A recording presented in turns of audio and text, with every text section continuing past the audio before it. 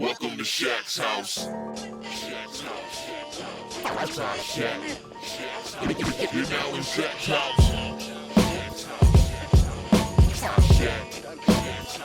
Welcome to Shaq's house. What's up, Shaq Houses? How you doing? It's your boy, the one and only Shaq House in the building. Happy Monday. I hope your weekend went well. Today, what we're going to be talking about, and if you saw the feature image on this video, you saw a young teenage black kid with a frog on his shoulder. Yeah, this is a very, very obscure character. He only ever appeared in 2 issues. The last issue he ever appeared in was an Iron Man annual from 1986. He hasn't been brought back since. Yeah, he's been forgotten in comic book limbo for so long already. I talk about why in the video, but for those of you who are longtime readers and you remember him, Willie Evans. For some of you who may have forgotten or don't know, consider this video something of an introductory refresher education course. So without further ado, here is the forgotten black reality warping mutant named Willie Evans. Check it out. Willie Evans. Willie Evans was a mutant with the power to generate enormous amounts of cosmic energy from his X-Factor gene that allowed him to manipulate and alter reality in various ways. He could restructure the state of matter, form dense energy shields, and release destructive energy as force blasts or explosions that were powerful enough to demolish buildings. He could animate unliving matter, such as turning a teacher's desk into an anthropomorphic construct or generally making objects seemingly come to life and attack people.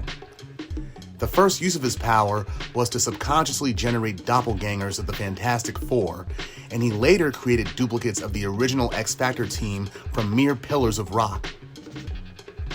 His eyes glowed with bright yellow cosmic energy whenever he used his powers.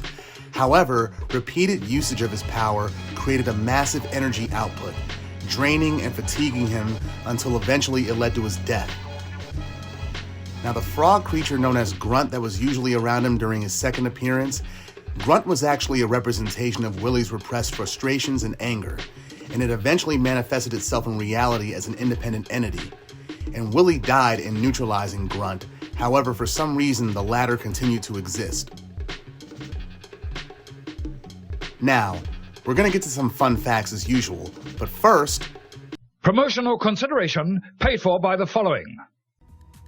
Hey, do you like crime dramas, crime stories? Then check out these 2 novels by author Derek Scarzella. Mr. Scarzella, he's a writer that lives in the Washington, D.C. area with his family, and he holds a degree in English and Literature from the University of Maryland. Though currently working on a slew of new projects across different genres, he's written these 2 novels, The Vicious Game and Knuckle Crack Bone. Though both novels are unrelated, they're crime stories with plots circa the mid-2000s, centering on DC area youth, the choices they make, and the epic conclusion of those choices. Both novels are on Amazon and are available in paperback and Kindle. Check out the links in the description and feel free to get yourself some copies. Okay, here are the fun facts about Willie Evans. He was originally a one-shot character, but brought back for a second and final appearance where he was killed off. His father was an African-American soldier during the Vietnam War and was exposed to a massive dose of cosmic radiation in a covert experiment back then. This affected his genes, which he passed on to his son, who was then born a mutant. The Fantastic Four, they were brought in to help the boy after he lapsed into a coma when his mutant powers began to manifest. Powers that he subconsciously first used to create duplicates of the Fantastic Four.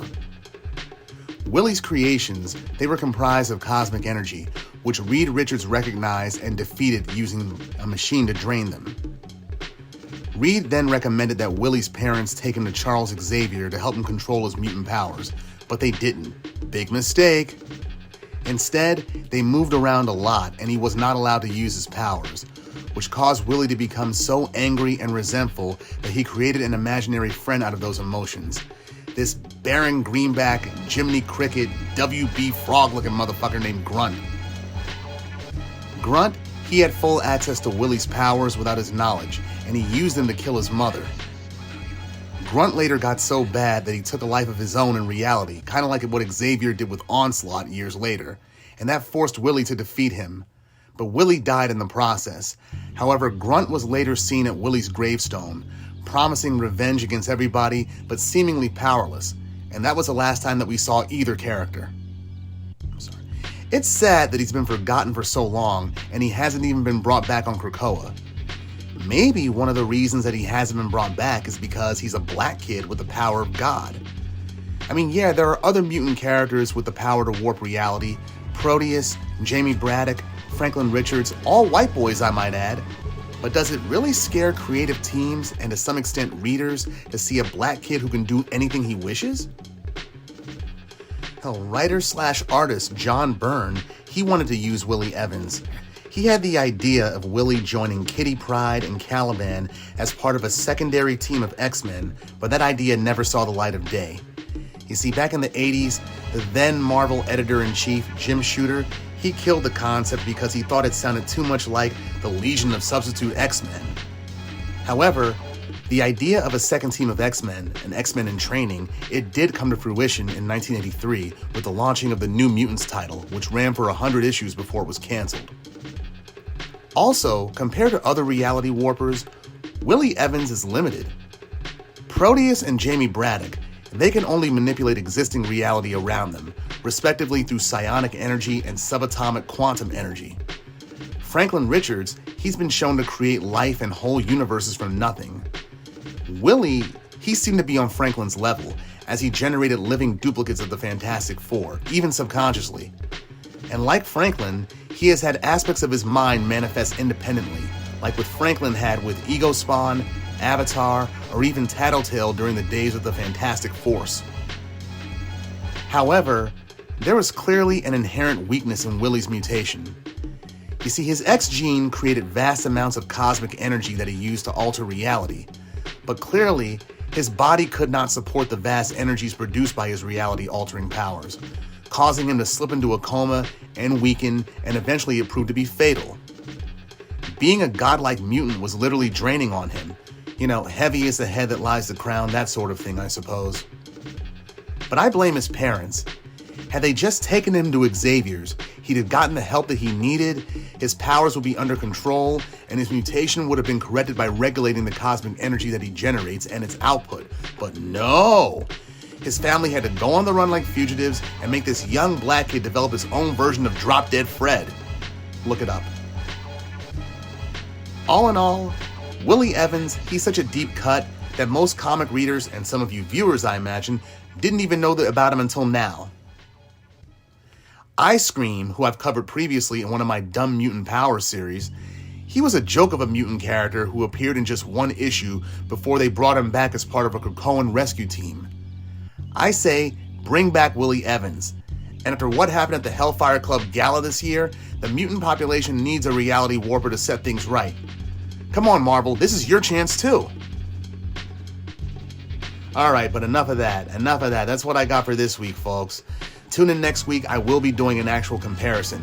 It's gonna be fire. Have a good week. Later. Mansion, apartment. Shack, house. Yes! Yeah.